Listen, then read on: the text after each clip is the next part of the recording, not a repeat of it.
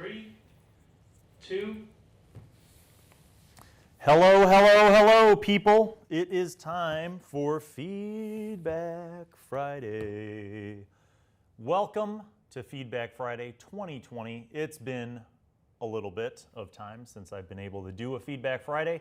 So without further ado, I welcome you, and I hope your Friday is going to be good. I have a massive dump of information to provide to you today. So much has been going on that my mind spins every day. It's all good stuff, though. So let's say hello to who's on board. Nicholas Holmes clocking in, my friend. How are you doing? EBG13, welcome back. It's been a while. My lovely nephew, Jonathan, good to see you. Scrotman, how's it going? Keok69. Yeah, yes, I cast invisibility on myself. Scott Marish, welcome, my friend. My newly ordained patron, Scotty, welcome. Mushu, welcome back.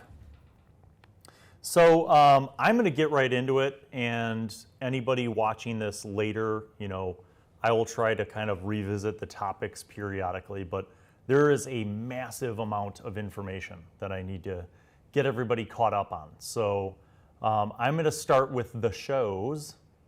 So yes, welcome Tex, I have a mass dump. As the shows have been progressing, we had to change scheduling, which in turn created scheduling nightmares. So, in January,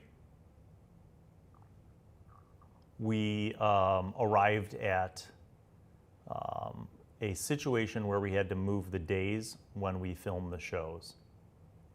And this became a problem for one of the two groups. So in the end, what we had to do was start alternating filming, which then put us a little bit behind. So we're trying to get caught up. The good news is that everybody's still on board so far. It's just that we've had to make some adjustments with scheduling. And because we had to make adjustments, we had to film some things kind of what I would say like out of order. From your guys' perspective, everything is fine. Like nothing will be weird or crazy or confusing, hopefully.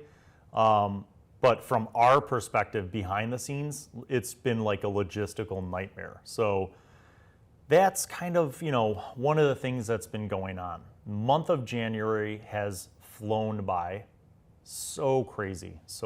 With all the scheduling and rescheduling, it's been a true challenge. So in regards to the Vixens and the Medusas, that's kind of what's been going on. We've juggled people's schedules. We've even had some issues with people like where we decided to film, but we were missing one person, that kind of stuff. So in the month of February, you're going to see some episodes that might look a little weird, but the storylines are uninterrupted. They are not affected by the scheduling difficulties that we've had. So that's, I guess, the good thing in all of this craziness has been we've been able to maintain the storylines. So for you guys, it's should continue to be good content. Let me stop to say hello to a few people. Ann Adams, hello. Good to see you back.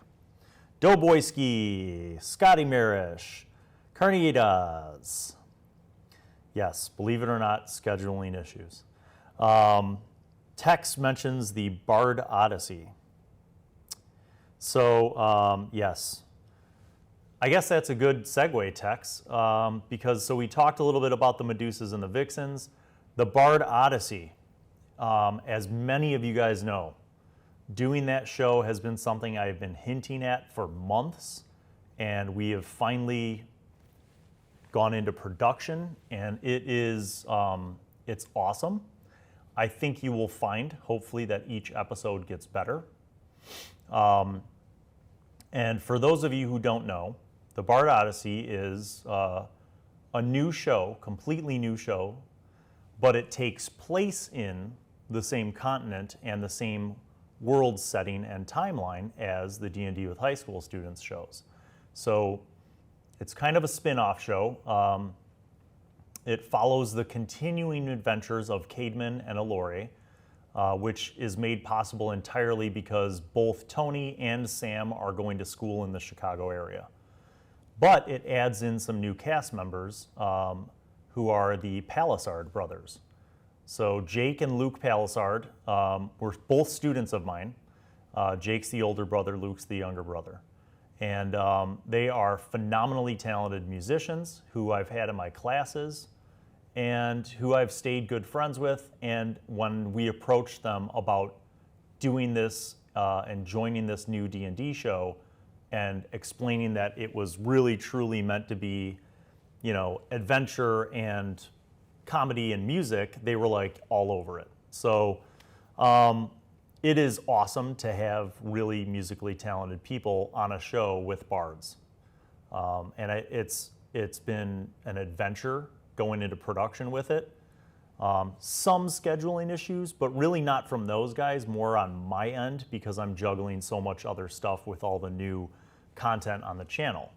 But I am happy to say that it is continuing strongly. And so with the 4 main cast members, Jake and Luke and Sam and Tony, we are going to also have special guests. Some of them will be familiar faces that you guys will know. Some will be new people who are also musically talented, who may hop in for 1 or more sessions and jam along with the rest of the group. So the Bard Odyssey is truly a passion of mine because it combines 2 of my favorite things, D&D and music. For those who don't know or haven't watched enough Feedback Fridays, I grew up in a very musical family, and music's always been a part of my life. I was on stage performing in theater and in music when I was a kid, and I've continued to do it throughout my life. And I think it's one of those things where everybody who's ever played D&D has probably asked, what would it be like to have a party of bards? And we can literally do that. So the Bard Odyssey is well underway, and I'm excited for you guys to be able to continue following their adventures. The plan with the Bard Odyssey is not to do it as a weekly show. It's going to be like basically every other week. So, about 2 episodes a month, and I'm super excited. We've even talked about maybe doing some episodes of the Bard Odyssey on location, but here in Chicago, it's kind of crappy and cold and slushy out, so we're probably going to wait for like spring and early summer to do some on-location sessions, but I'm excited about that too. All right, checking in. DoD Spec Ops. Thank you, my brother. Thank you. Good to see you on. Let's see, Scotty. Neither of my D&D groups has gotten back on track since last summer. Yes, I feel Ann, I feel Scotty, I feel you guys strongly. I have had many times where I've had what I call dry spells, where I can't connect with people to play, or people move away, different kind of circumstances, scheduling issues. All I could say is, in my best way to be encouraging is hang in there. You will find your tribe or make your place, and you'll get back into the game. Jonathan says, hey, I'm hoping to get some miniatures and such for my own campaign in my original world. What are your suggestions for a broke college student? So that is a great question. I will answer that. As you guys also know, speaking of shows, we relaunched Crafty Thursday at the request of the kids. So I have a lot of the students who really want to do crafting for D&D, like painting minis and terrain. So we relaunched it, and our goal is to do an episode every Thursday. And we'll continue with mini painting, but we will eventually dovetail into making terrain. And I think that's going to be a fun addition of content to bring back to the channel. And hopefully you guys will learn something and enjoy spending time with us. So to answer Jonathan's question, if you want to get into minis, it can be very costly. Now I will say that there are cheap brand new minis that you can get. And by cheap, I mean, you know, you can go to your friendly local game store or look online and pick up like a pre-primed mini that you can then paint yourself. For a lot of people though, either they're afraid to get into painting minis or they don't have all the equipment like the paint and the brushes and stuff, or maybe they're, you know, concerned that they're not going to be talented enough and their minis will look like crap. So I totally get that. I am not a great mini painter. But I will say that if you wanted to get a bunch of minis for really cheap and you're not particular about the paint job and you're willing to just use them because you need things on the table, probably still the best option is to look for Mage Knight miniatures. There are still people who sell lots of them, like, and by a lot I mean like people will sell like, hey, I've got a lot of 300 Mage Knight minis or 100 Mage Knight minis. And typically they're selling for about 50 cents each, which is going to be way cheaper than you could get anything from anywhere else. They're already painted, although I will say that the detail and the paint jobs kind of suck typically. But again, if you're not picky and you just want a bunch of minis so that you can get into playing, that's an option. The other option, of course, is to find companies that are doing Kickstarters of minis. And, you know, Bones and Reaper minis do a lot of Kickstarters for minis. And you could order minis in bulk from them. I think, you know, you can order custom minis if you want to up your game. I think the most expensive option is Hero Forge right now. But again, it depends on your money level, right? So Hero Forge has a Kickstarter going on right now. It's Hero Forge 2.0, which allows you to have fully painted and colored minis. So if you go to Kickstarter and you search for Hero Forge 2.0, you'll see all the plans that they have there. And I'm not gonna lie, it's pretty expensive, but like if you have the money and you just wanna get a bunch of like painted minis that are pretty good quality, backing that Kickstarter might be a really affordable option. Another option is to scour the interwebs for people who are selling minis in bulk that are used. So I was able to buy a bunch of minis off of a guy that I found on Craigslist. But you could look on eBay, look on Craigslist, but basically to look for people who are selling used minis. And as long as you're paying like $2 or less per mini, it's going to be a really good deal. Now some people will ask for more money, especially if their paint jobs are good. But you know, basically at that point, when you get to like the $4 or $5 point, then you might as well just go buy the like Dungeons and Dragons minis that already come pre-painted.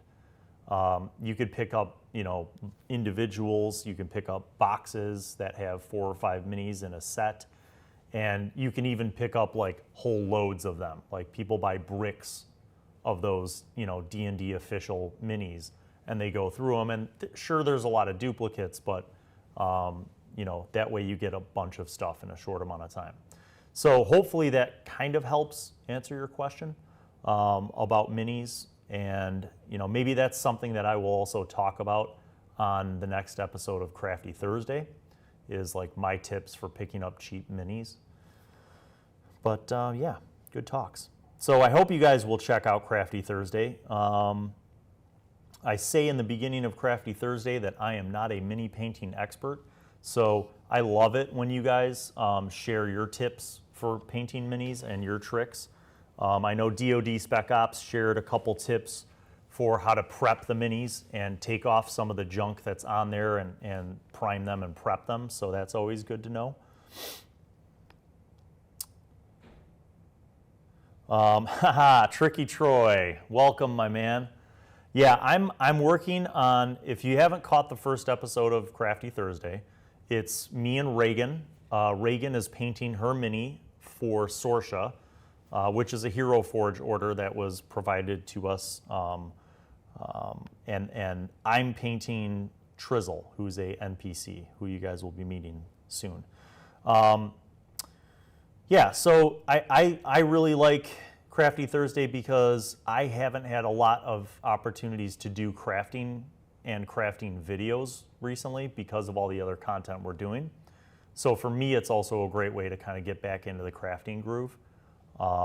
So I love that, and I'm glad that you guys like it, and I hope you'll check it out if you haven't had a chance to do that yet. Yes, Ann Adams brings up a good point. A lot of times on Amazon, you will find people selling big bags of generic minis. I will say that you have to kind of be careful because sometimes the scale on these big, cheap, generic minis, like they're mass-produced in China and they're really cheap, but sometimes they're a different scale than your standard D&D minis. Now, if that doesn't matter to you, then cool. Go buy a bunch of, knights and monsters and crap like that. I guess where else can I say? I mean, look at Goodwill. I know that seems like maybe not your first guess, but a lot of people online luck out with finding things at Goodwill. People get out of the hobby and they don't want to bother with selling their stuff, and they just donate it, and you go there and there's a bunch of things. The other thing I'll say too is sometimes there are board games that have minis that are actually pretty close to like D&D scale. They might be a little smaller, like 25 millimeter, or a little bigger, like 30 or 32 millimeter. But sometimes there are board games that have minis that are pretty damn close to D&D scale. As an example, I picked up, it was Lord of the Rings Risk, I think, or Lord of the Rings Monopoly, but it had metal minis that were basically D&D scale of like all the major characters. So that was kind of cool, and that was like $2. So I got like 10 minis for like $2 plus a game. So keep your eyes open for that. Last thing, I forgot. A lot of friendly local game stores will have like used game garage sale sort of things, like consignment sales where people bring in their games and they sell them. Keep an eye out for that too. If you have a friendly local game store or comic shop, check with them and see if they do that, because I know our local game store, Fair Game, they actually do that, and I've been able to pick up stuff at like 40% of its original cost. Eric Stearns brings up tokens. Yes, I will tell you another option. If minis, like plastic or metal minis, are outside of your price range, you can print your own minis. They're two-dimensional, but sometimes the pictures can be really cool. I don't do that, but if you are looking for information to do that, go to Wylock's Armory. Wylock is a YouTuber here who does a lot of terrain stuff, and he actually got into the 2D printed cardstock style. And basically you print out your little paper guy on two sides, you glue them together, you stick it in a base, and you've got your minis. That's another way to do it, and some people actually prefer that to three-dimensional mini figures because they can be laid down flat, and you can pack them up and bring them anywhere you're going for a game and have hundreds of them. Some people even put them into little sleeves, like plastic pocket protector things, like the kind that are used for coin collectors. You could fit these little flat 2D mini paper things out. So that is yet another option. Andrew Kolb, welcome. Andrew's working on 15 millimeters. Yeah, that's got to be a challenge, man. A lot of the wargaming stuff is done with smaller scale minis, and it's incredible how small those things can go. People doing 15 millimeter, 12, 10 millimeter. That's really small, but when you're dealing with like armies for wargaming, it makes a lot more sense to scale down because you're using more on the table. Trodat, what's up, my friend? Welcome to Feedback Friday. Sorry if you're laggy. I don't know if that's us or you, my brother, but yes. Jacinto says and agrees that I find so much at thrift stores for D&D. Yeah, I think it's like a garage sale. Going to Goodwill, it's a crapshoot. There will be weeks, months that go by where I go and there's never anything good, and then some days I'll go in there and score something that's amazing. So it really just kind of depends. Sometimes you get great stuff there. Sometimes it's a challenge.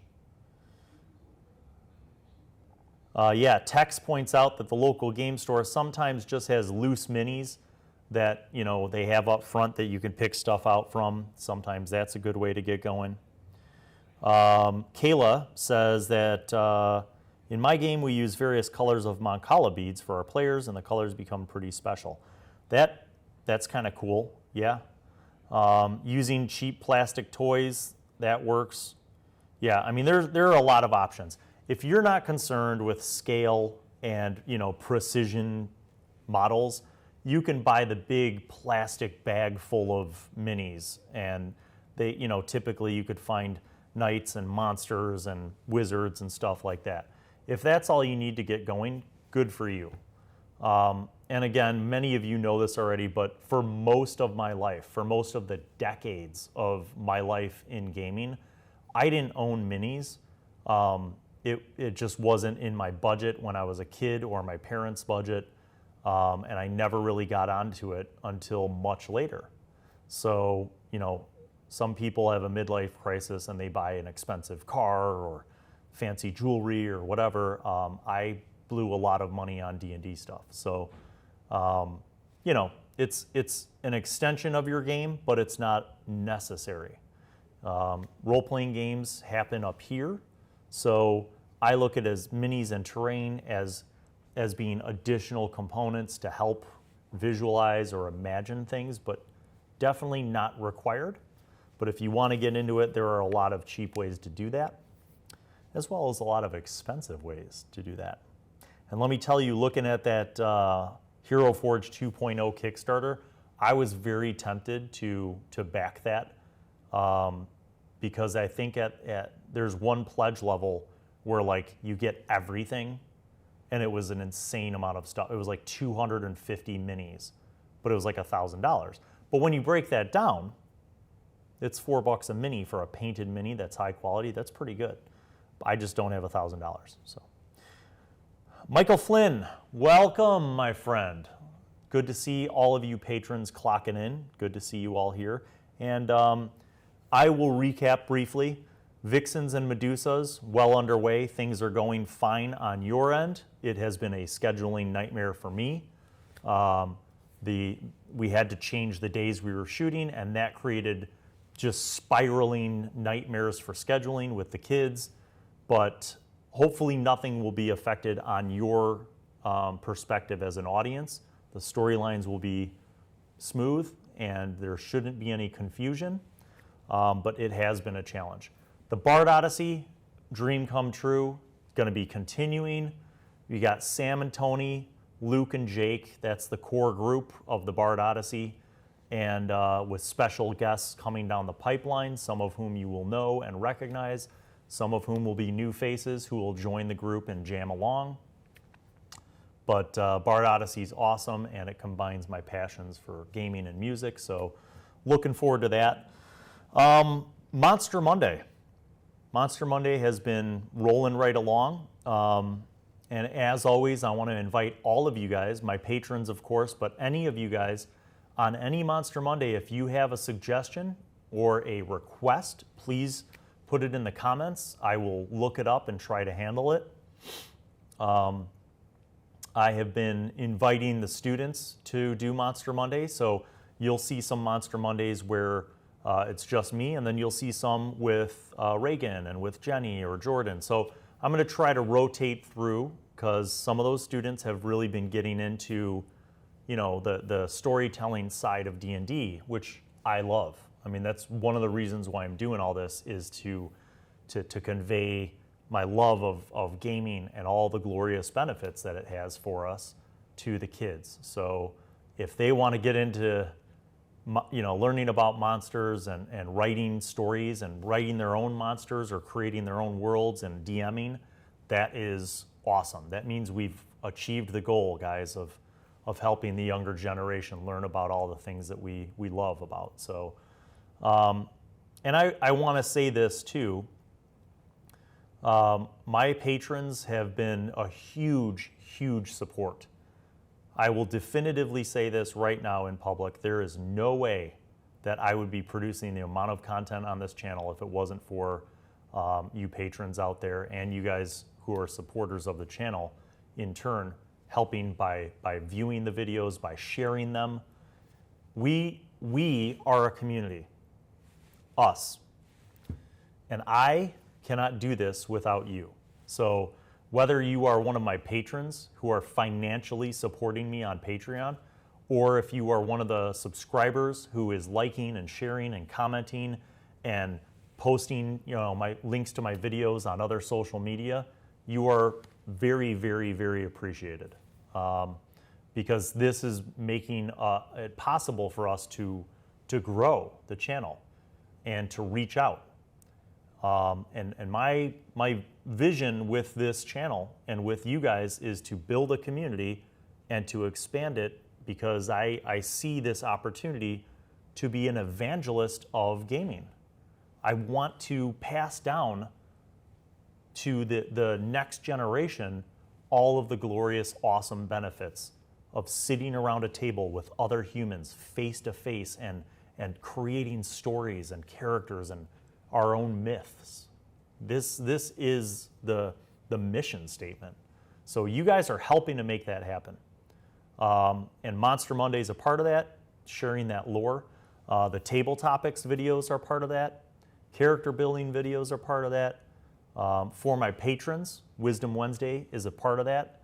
And my patrons know that I've been including some of the students now in this process, and that I have a series of video discussions with Jenny where we talk about different topics related to gaming, and those are, I think really, they've been turning out even better than I expected. For me, it's awesome to have the opportunity to include some of the students and get their perspective as younger people on, the experiences in gaming and some of the difficulties in gaming. And I think whether you're experienced or new, it's awesome information. So if any of you guys are considering being a patron, by all means, please know that even for as low as $1 a month, you get access to my library of video content.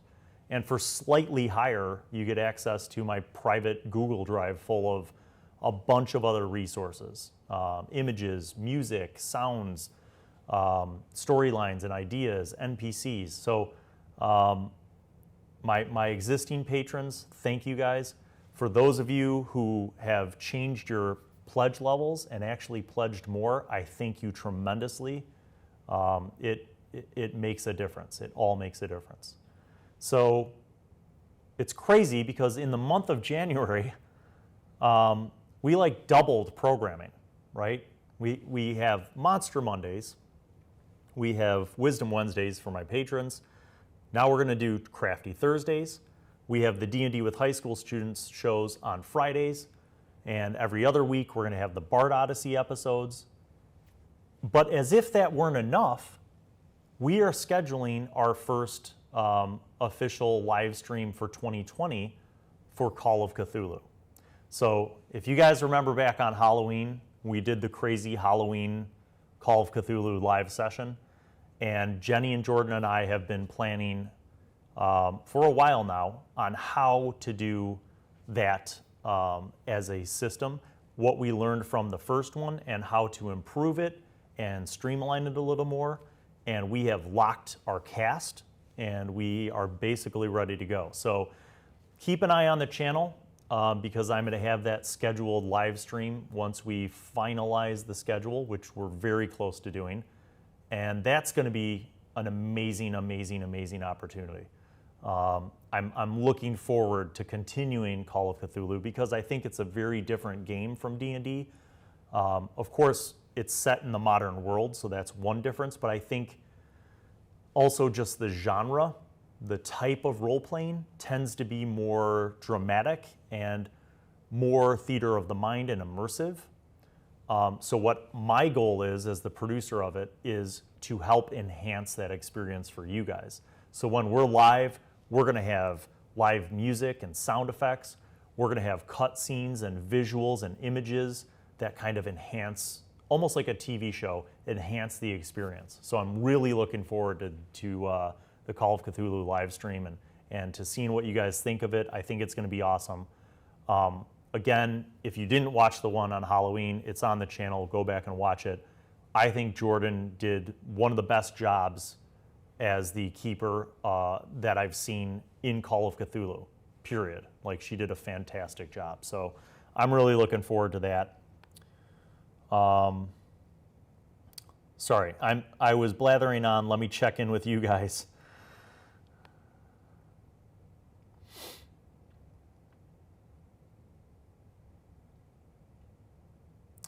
Michael Flynn is here. EBG13's here. Dinosaur Battle's here. Yeah, Tex mentions Legos. Yeah, I mean, when we're talking about minis, there's so many options that you guys can do. So many options. We are missing a torch. Wow, good eyes. Yeah, so that was a studio accident. It made me cry inside my soul a little bit because Tricky Troy purchased a bunch of really cool stuff and gifted it to us, and the matching torches on each side were awesome. And basically what happened was a student from a class, we were doing lighting in the studio, and it was kind of dark, and the student kind of like leaned back and tripped and basically broke the sconce off the wall. So we're going to get a replacement, and that'll be back up as soon as we have a chance. But yes, so Anne says, I really enjoyed the Medusas. The Medusa Monster Monday. Yes. I think many of you folks are around my age, but you know, the original Clash of the Titans, it was a time long before computer-generated graphics and special effects. And it was truly art. It was literally people doing stop-motion animation and sculpting with clay to create mythical creatures. And it was amazing at its time. And as a child, we worshipped that movie because there weren't like D&D-ish movies. So that was like D&D on the screen, you know. Now, a few years later, Conan the Barbarian came out, and that became D&D on the screen. And then, you know, now we have just plethoras of fantasy options to choose from, including The Witcher, which, by the way, if you haven't watched The Witcher TV show, I encourage you to do it. I find it frustrating but enjoyable. Frustrating because it is a non-linear storyline. So The Witcher Season 1 jumps back and forth from different time periods, which I didn't figure out until like the 4th episode. So I was really, really confused. But once you get it, it's really cool. And the character development's really cool. The casting's good. I really like The Witcher. I think it's a great D&D-ish show. No, I have not read the books, and no, I actually never played The Witcher video games, so I have no frame of reference. Maybe that's why I think it's good, because I have no precedent by which to compare it. Question, if we have a gift for D&D with high school students, where do we send it to? Jacinto, I would have you email me, thebillallan, ALLAN, @gmail.com. thebillallan, just like it's spelled on the channel, @gmail.com, and I will send you all of our shipping information. And thank you. That we appreciate gifts of all shapes and sizes, and you guys are incredible. When Croft and I were cleaning up the studio, we piled up a bunch of stuff while we were reorganizing, and it really put it into perspective for me how generous you guys have been. I mean, we have just an incredible amount of stuff that you guys have given us. And that generosity is not forgotten by any stretch. Ryan Adkins, good to see you, my friend. Yes, and Adams mentions Ray Harryhausen, who Ray did Clash of the Titans, but a bunch of other movies, and was truly like a practical special effects legend. So, speaking of your generosity, now let me tell you about the D&D club here at the high school. So, as I mentioned in previous streams, we launched a D&D club, not a gaming club. This is literally D&D club, and it's been something that's been brewing for quite a while. Here at the high school, I had a student who just was relentless. She wanted to have a D&D club. I tried to steer her towards an existing club that's a board game club, and she didn't want to do that. She wanted a specifically D&D club. So we met in December, a group of students, myself, and Jenny and Jordan have stepped up to be my assistants, my club assistants. They're like the student leaders along with the founder. And basically what we do is teach D&D. I mean, it's a club, but it might as well be a class. So every Wednesday for this month in January, we have met with these kids. The first meeting, I had 22 kids. It was incredible, half of which were girls. And it was amazing. Like, they were so enthusiastic. So, a little bit about your generosity. My subscribers, friends, and patrons, you folks, have provided dice, books, minis, accessories, and we use them here for the shows, but now I am able to share them with the D&D club. So we've gone through, we started off the first couple sessions with just pre-gen characters to kind of teach them about D&D. Then we kind of introduced like table rules and table etiquette. We talked about playing in character. We explained like, being prepared for your character. Then we did, just a couple weeks ago, we did character creation. And this past Wednesday, we finished that. So now all the kids have characters, variety of different races, classes. We explained. So it's basically teaching them how to play D&D. The first few sessions with the pre-gens were literally just basic encounters. Just here's how you roll to see if you know something. Here's how you roll to accomplish a task. Here's initiative and combat and that kind of stuff. Now they've made characters, and now we're going to be going into like a short series of one-shots so that they can kind of learn how to play their characters. And I don't necessarily even want to say one-shots, but more like short adventures that will become part of a larger campaign, but easy short adventures that provide them with some challenges so that they can learn the ropes. And while we're doing this, Jenny and Jordan and I are also training some of these kids to be DMs. So like next week's meeting, we're gonna have a DM only meeting where we sit down, we explain the basics for how to like outline an adventure, how to kind of pick out, different monsters to use, how to make it more than just combat with different encounter challenges, and how to think about how to include everybody at the table. So it is an extension of the mission statement of this channel here at the high school.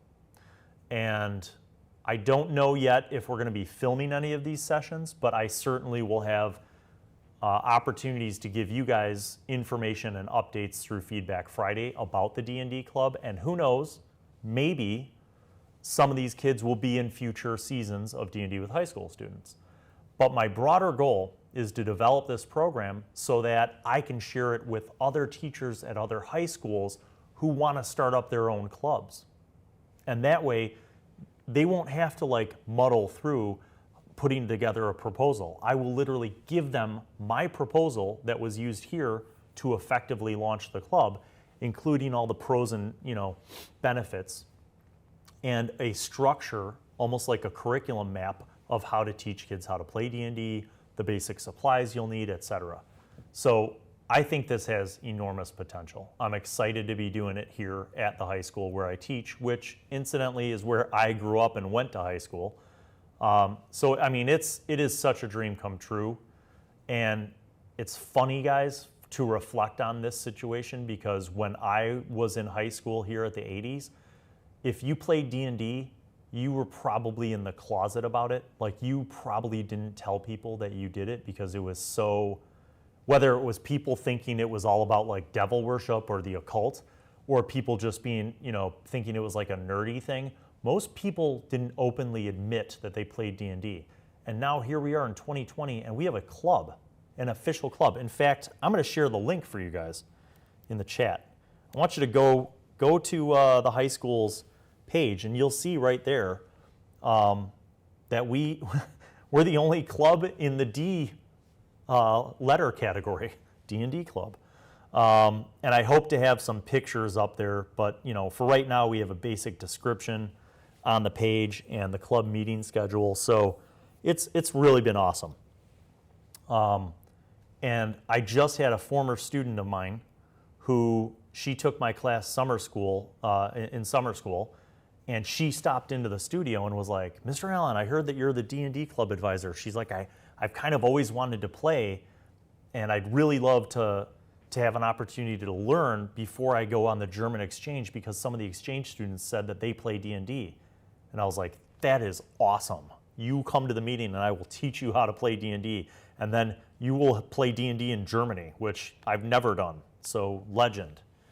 Yeah, so it's really, guys, it's such a blessing. It is an absolute blessing to be able to do something that I love and to teach these kids how to play this game, and not just teach them. It's not, if you feed a man a fish, he'll satisfy his hunger. I want to teach them how to run their own games.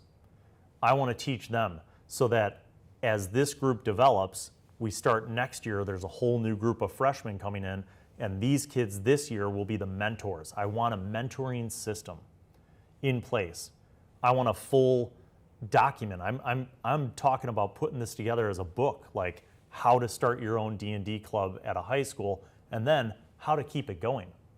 So, I mean, this might be something that I have documents for and I make a series of videos for, but I'm excited about it because it's totally aligned with the mission statement of why I even do this channel, to spread the word about how awesome role-playing games are.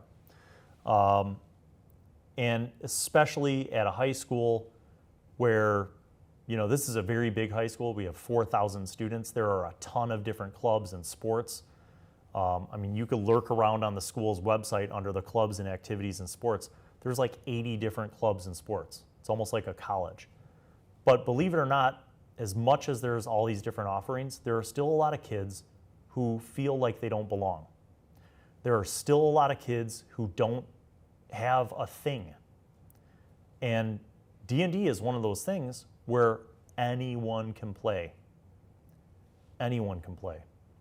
Whatever belief system you have, whatever physical abilities or disabilities you have, cognitive, social abilities, I mean, there's always a way to work it in. So it is truly a blessing, because I feel like part of my calling is aligned, the teaching part, with one of my passions and my favorite hobby of D&D, and to be able to teach these kids and help them learn, and then just kind of watch them take the reins and have them own this club and really work for it.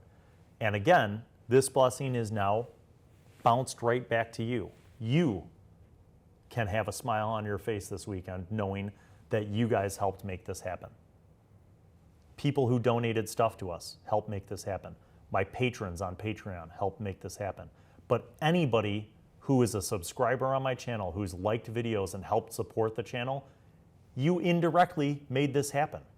Because had that not happened, there wouldn't have been an interest in starting a club here. So all of you literally watching right now, live or on a playback, please smile and pat yourself on the back, because you have helped made a community. You've helped start a community, and you are watering that baby seed and helping it grow. So thank all of you guys, because we're using the books. character generation with 22 kids and one player's handbook would have really sucked. But we have 5 players' handbooks here, thanks to you guys, thanks to my donors and my supporters. We have a dozen set of dice, thanks to my patrons and supporters. Like, we are a club with 0 budget, and yet we have hundreds of dollars of stuff, literally, that I can share with the kids because of you guys. So thank you all from the bottom of my heart. And it has been like I said, one of the reasons why January has just flown by is because every Wednesday after school from 3 to 5, I'm down the hall with 20 or more kids, and me and Jenny and Jordan are just juggling chaos and trying to teach these kids how to play the game and how to make their characters. And now we're going to be moving forward with teaching a few of them how to be DMs. And so I'm excited, and I'm going to keep you guys posted with updates about the D&D club. But again, just wanted to take a minute during this Feedback Friday to give you guys some feedback and say thank you to you guys, because that wouldn't be possible without you. So cheers to you, Dunkin' Donuts coffee. All right. How big is the school? We have 4,000 kids. It's huge. It is a big school. 2 campuses, but it's one school. So South Campus has the freshmen and sophomores, which is 1 mile away. And North Campus has the juniors and seniors, which is where I am located and the studio is located. And so in total, freshman through senior, we have 4,000 kids. Big school. The volume and number of light bulbs, uncountable. You guys make me laugh. Yes. Mushu, to answer your question, we aren't using minis in D&D Club yet. And part of the reason why is because we want to get them playing with Theater of the Mind first. So right now, we're good. We're good on dice. We're good on books. I always bring a stack of pencils and paper for the kids. So I think eventually, once we start playing in campaigns, and I'm talking like in March or April, we might start using minis. But I really think it's important when we first start off to just have the kids do Theater of the Mind, sit at the table, make eye contact with each other, learn how to strategize. Because you guys, I'm telling you, some of these tables, these kids, like, they don't get it yet. They don't get playing their character. And I don't mean even the rules. It's like they don't get how to think imaginatively and work together. So there's a lot of very basic social interaction skill building that we're doing. A lot of the students have actual issues, some behavioral disorders, some social emotional challenges, some physical disabilities, and so kind of teaching them literally how to play a game, not mechanically, but just how to sit at a table and to talk to somebody and be like, what do you think we should do? Or, hey, do you have any skills with that? Like, just have them think outside of themselves and start thinking as their character in a group with other characters. But down the line, I think once they've learned the rules and we've gotten into campaign groups and they're starting to really play their characters, then I think it would be cool to do something with, more like some maps. I would probably get some basic grid maps that, you can use the wet erase markers on, that kind of stuff, so that the DMs at each table can kind of draw out their stuff. And then maybe we start integrate, some minis and some maps, and then start integrating some terrain. And hopefully one of the things I want to do is actually with Crafty Thursday is build terrain for the D&D club to use. So build some basic, dungeon tiles and caves and, some scatter terrain for wilderness stuff. And then just have a big box of that stuff that I can bring to D&D club. But yeah, thank you guys so much. I mean, you have truly been awesome. And for me, it is literally just a blessing to be able to share this stuff with the kids and, to play and to see them play. And to teach DMing is crucial. So it's something that I think about, but teaching DMing to kids who've never played the game is even harder, because I don't want to be intimidating and be like, boom, read this Dungeon Master's Guide. I don't want to do that. I want to encourage them to think of a story, think of an adventure, think of little challenges, and almost like outline DMing. And we have some ideas about some strategies that we could use, and certainly if you guys have ideas, share them with me. But like one strategy was just doing kind of the index card RPG, where you have just a bunch of cards that have little story hooks or encounter hooks, so that if the DM's not sure what to do, they could just whip out a card and say like, okay, you're walking along and you hear a creepy noise to the north of you, and that's some kind of zombie or something. So little ideas, or like a spike pit, so that they can learn the art of storytelling and integrating encounters and ideas. So it's going to be a process, but it's a good process, and I'm so excited to be able to teach these kids not just how to play, but how to DM, how to world build, all that stuff. It's going to be really great. Thank you, Ann Adams.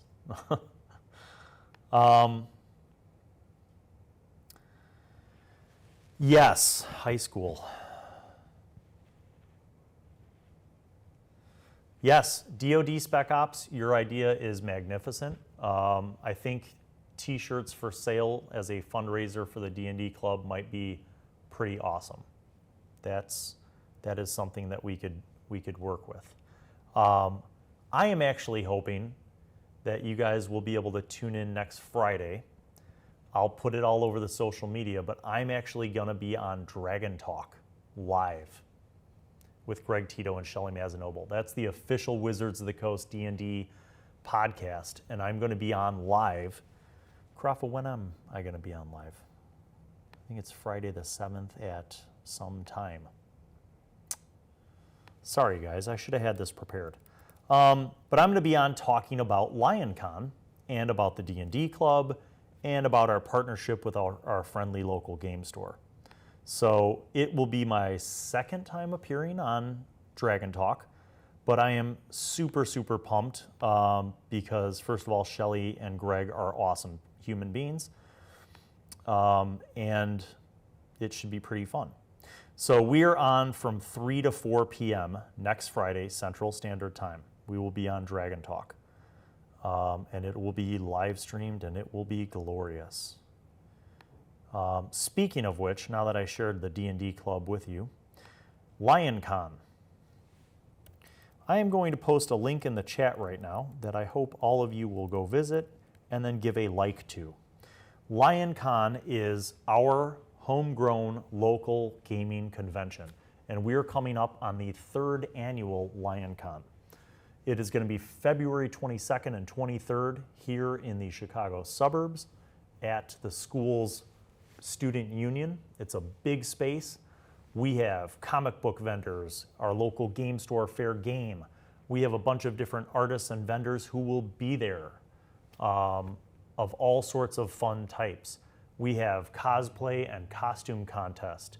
We will have special guests, the 501st Legion, the Star Wars fanatics, who will be fully dressed in costume. We have Adventurers League, D&D official Adventurers League games running both days. And we have open gaming tables where you can learn to play D&D as well as other role-playing games.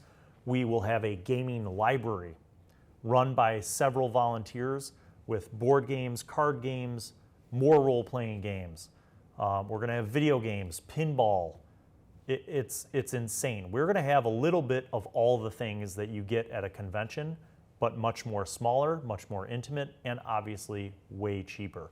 But it is a huge fundraiser for the club, and I'm super excited about it. I'm going to have a bunch of friends, including my brother DoD Spec Ops, coming in for it. But if any of you guys are in the Midwest and you want to come out, please let me know. I will roll out the red carpet for you guys. I love you guys. Even if you can't go, please go to the Facebook page for LionCon and just give it a thumbs up. I want to generate as much traffic for LionCon as possible. It's really important to have that online social media presence for our convention. If nothing else, it helps our vendors who are paying to participate in our convention, it helps get some exposure for our vendors and artists who are doing LionCon as well. So we have Fuzzy Escape, which is an escape room company. They will be there with a bunch of cool puzzles to do. I'll Post Greetings is another local artist and vendor who has all sorts of kind of like Harry Potter themed stuff for sale. One of our local authors, Kevin Tracy, will be there. Like I said, fair game. My friends from Central Illinois, Limitless Adventures, will be there. Mike and Andy are just homegrown, family-owned, made in America good guys who put out a crazy amount of content. Limitless Adventures has 5e compatible content and supplemental material, tons of adventure content, encounter content, NPCs, and they launched their own project called Fifth Evolution, which is basically using the 5D mechanics, but in different genres. So imagine using the 5e 5th edition kind of mechanics, but doing like superheroes or post-apocalyptic stuff or historical World War I things or Roaring 20s gangster stuff. So they really put out a ton of stuff. They're going to be there. They're going to be running content. So it's just going to be an awesome weekend. I'm looking forward to it. And again, anything you guys can do to help increase the hype for LionCon should be mostly I'll be posting social media stuff, pictures. We should have some live streams. We typically do 2 live games from LionCon. So you guys will see all that stuff coming up. But again, LionCon's February 22nd and 23rd. The D&D Club will be there. Bunch of our local gaming and comic and friends, artists, authors, all that stuff. So it's going to be a lot of fun. All right. Thank you for that reminder. Appreciate it. Karafa is here. He waves hi to you all. He's behind the scenes, as always. I raise a toast to Karafa, the wizard behind the scenes. Yes. You know what? I appreciate that, Mushu. Thank you. I will say that January has been challenging because it's been an extremely busy schedule. I had not been taking care of myself very well. I'll fess up, little personal note here, guys. December was insane. Early January was kind of insane, and I was falling apart. So I've taken a break from a lot of the things that make me not feel healthy. So you'll be happy to know that Bill is, for the last 10 days, I have been eating a lot healthier, drinking a lot of water, and starting to do mild exercises again. I have lost 8 pounds, so I'm very proud. Baby steps, day by day. I'm also going to bed earlier whenever I can to get more sleep. So feeling good about that. So sometimes life can be stressful, but I'm managing that by trying to balance my own health and family with all the stuff that we're doing. But I want you guys to know that right now things are in a very good place. And I think February is going to be even better with the continuation of all the shows and the new content on the channel. One more thing I want to mention. As if I wasn't busy enough, I started a new show. It's called In the Studio with Bill. You may see it now on the channel, premiering on Monday. I've been thinking about doing this for a long time. Ever since we stopped doing Rise and Roll with Initiative Coffee, I've kind of wanted to continue a talk show format. But unfortunately, because of my work schedule and Brian's work schedule, we weren't able to continue doing Rise and Roll. So In the Studio with Bill is basically a chance for me to have a talk show where I interview cool people or do a show about events, places, whatever, things that are going on. And the first episode premieres on Monday. And my first guest is Michael Anthony Hunt from Unmade Gaming. Some of you guys might know him. He's got a pretty significant presence on social media, and he's a very, very prolific streamer on Twitch. And I brought him on the show to talk about how we met and kind of the general connections and how supportive the gaming community has been. Talking about some stuff there, and then talked about his channel, the growth of his channel. We dipped into a little bit of the tech talk behind the scenes because I know some of you guys are interested in how streaming and gaming works with streaming and all that stuff. But really the big thing is announcing his new series of audio podcasts, Dark Fortunes. So it's something that I'm really looking forward to. It's 5th edition D&D in a Humblewood setting. So those of you who knows that, it's the content that comes from the company, The Deck of Many. And it sounds really, really cool. But the biggest vibe that I love about it is it's pirates. So I'm super excited about a seafaring pirate show. And I'm really interested in kind of all the stuff that he talks about. And I guess in the studio is just a way for me to kind of talk with people that have cool things going on and have interesting opinions or are doing something. And it's not just going to be with gamers. As you guys will see in the first episode Monday night, I plan on talking to artists, writers, musicians, creators, gamers, just kind of everybody and anybody who piques my interest. So I'm hoping to have some cool guests lined up for the next few episodes, but I think it'll be an interesting thing. Whether or not people find it interesting, whether or not it blows up, doesn't really matter to me. It's something that I want to do because I want to do it. It's not because I have to do it. But who knows? If you have a chance, check it out. It's premiering Monday night, and maybe you'll dig it. Does he sleep or just meditate? You know what? That's a great question, Michael. I wish I was an elf and I could trance. If I could feel fully rested with 4 hours of sleep, that would make everything so much easier. Wow, I'm really behind on the chat. You guys are still talking about the size of the high school.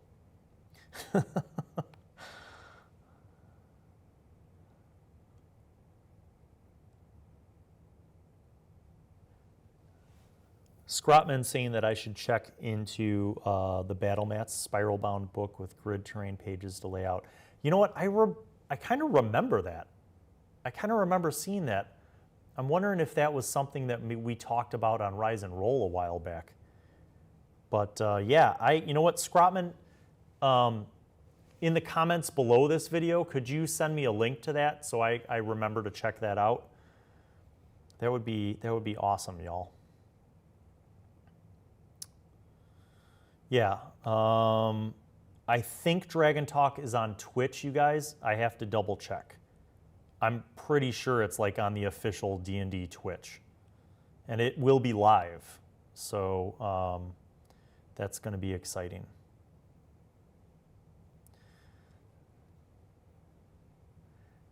Yes, DOD, your wish is my command. We will be doing a lot of fun stuff, my friend. A lot of fun stuff.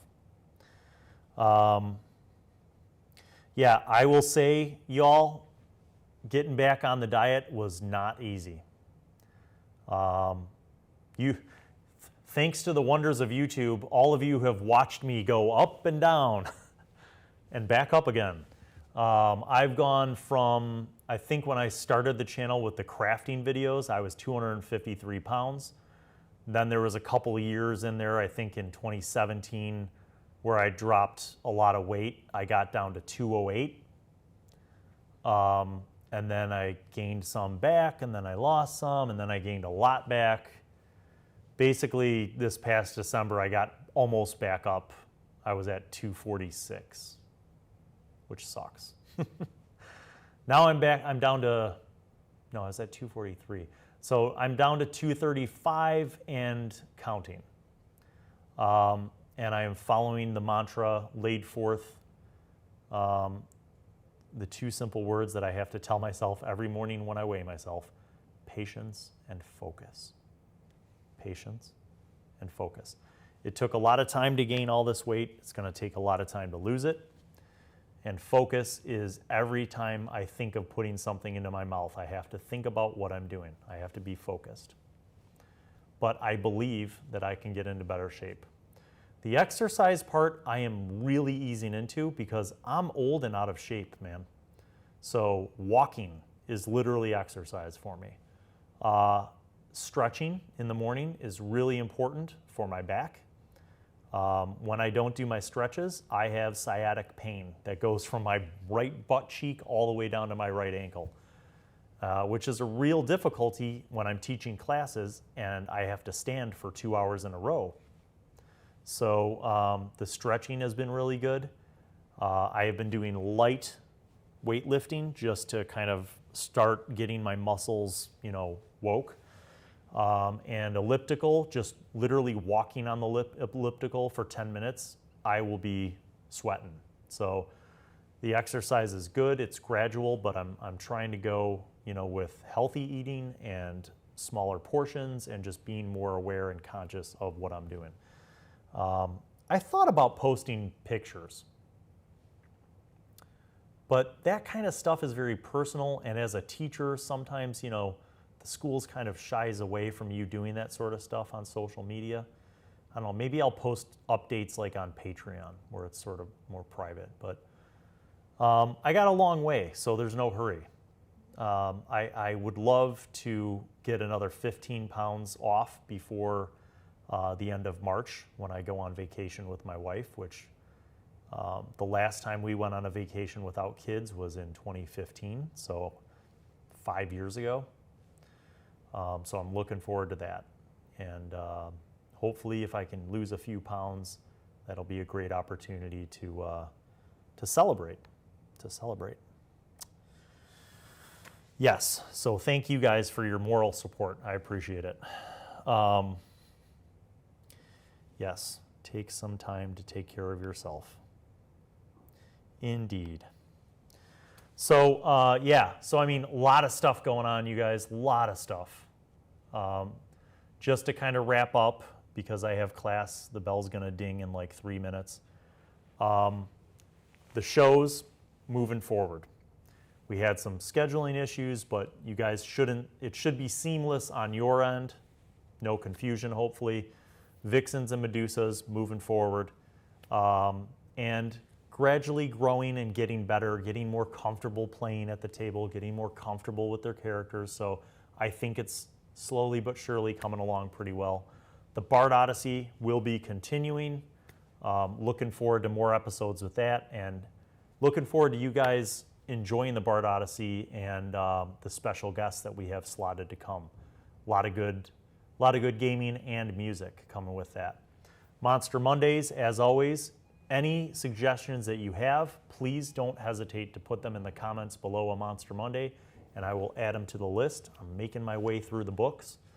Tabletopics, if you have any requests, especially you, my patrons, you tell me, and I will make it so. And same thing with Crafty Thursday. I think we're going to be doing mini painting for the next few sessions, but we're going to get into terrain. But if there's something that you think would be cool for us to craft that's related to gaming, please let me know. I've got some really artistic students here, so I'm excited to share the spotlight with them and have you guys sit in with us and just mellow out to some cool crafts. So, and stay tuned, because I got In the Studio Monday night set to premiere, and Dragon Talk next Friday. So tune in if you can. I'd love to have your support. And thank you, as always, you guys, for tuning into Feedback Friday. I don't want to give you any spoilers, but it's going well, and I think you guys, as you're watching the shows, you'll see, hopefully, that the students are really learning and starting to get into it, and that's why we do it, man. So thank you guys for your support, and hope your weekend is awesome. And DOD, we'll see you in a couple weeks, brother. All right, Carafa, take us out.